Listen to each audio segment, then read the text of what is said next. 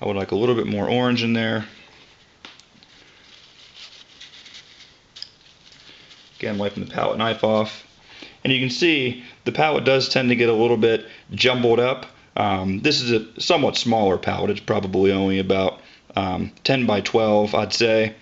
And it is on a piece of glass. I took a piece of glass and I had that cut to size.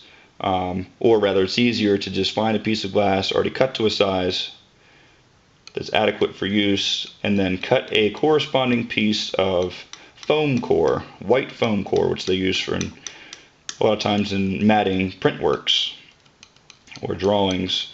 About a 1/4 inch thick. Get that, and I just use some black duct tape or Gorilla Tape along the outside to keep the edge of the glass from cutting your fingers. And it's nice because the glass, once this paint does in fact dry, you can scrape it off with one of these, just a little razor knife, and reuse the palette another time. It's also nice because it is not a porous surface and it does not extract the moisture from the paint. Let's see what's going on here. Alright. Okay, I can live with that. So here we'll refer to this as the middle gray for the complements of orange and blue. Another thing about the palette that I've made here is that the glass, since it is transparent, it allows for light to travel through the glass, hit the white surface, bounce back, so it actually sort of has a tendency to promote true color variance, and has an luminosity. You can kind of see it down here when I scratch away, and there's a little bit of this transparency film left from some of the paint. You can see the vibrancy of the color shine through that, and it gives you, it almost illuminates the pigment so you can see it a little bit better, which I like.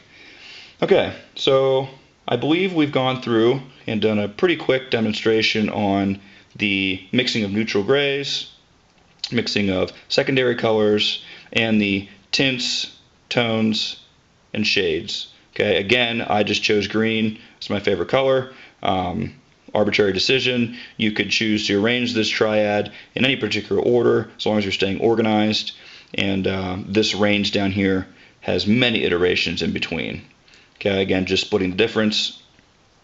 Neutral grays, we would mix yellow and purple, and then we could do a red and a green in the center. If there are any other questions, you could ask me in class. Oh, lastly, all I would simply do with this gel medium here, you can do this probably as you go, and the cap is glued shut.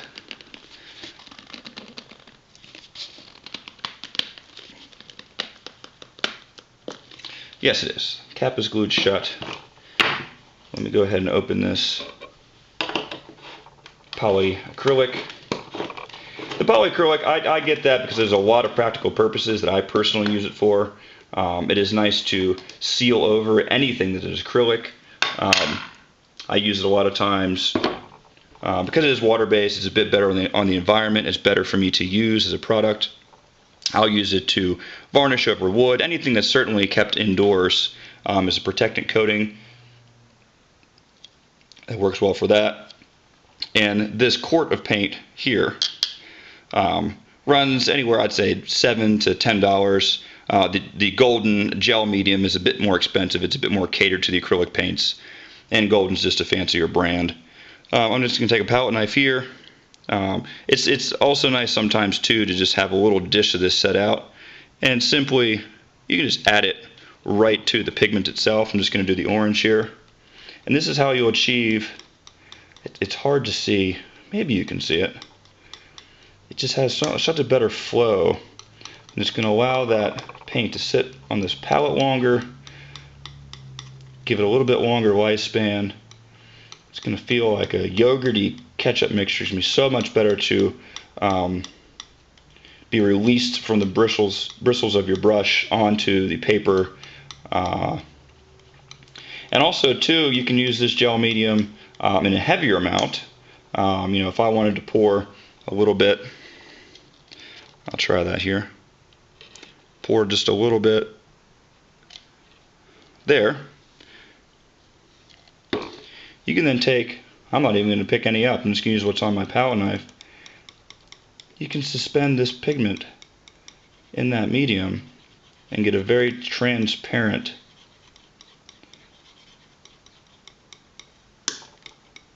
orange, which in order to create transparency or overlap, sort of the illusion of light, a light source, transparency is a wonderful and very versatile sort of little technique to use. And you can sort of see it here. See how transparent that is? And that'd be a fantastic little technique to use in any of your projects. And you can do this with any of the colors we mixed here, any of them. I believe that concludes this demonstration on the palette and paint mixing. Again, if there are any questions, feel free to email me.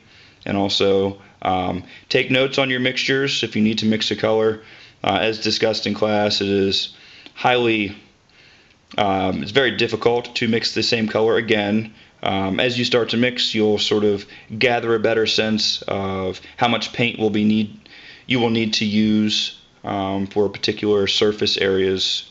A lot of that depends on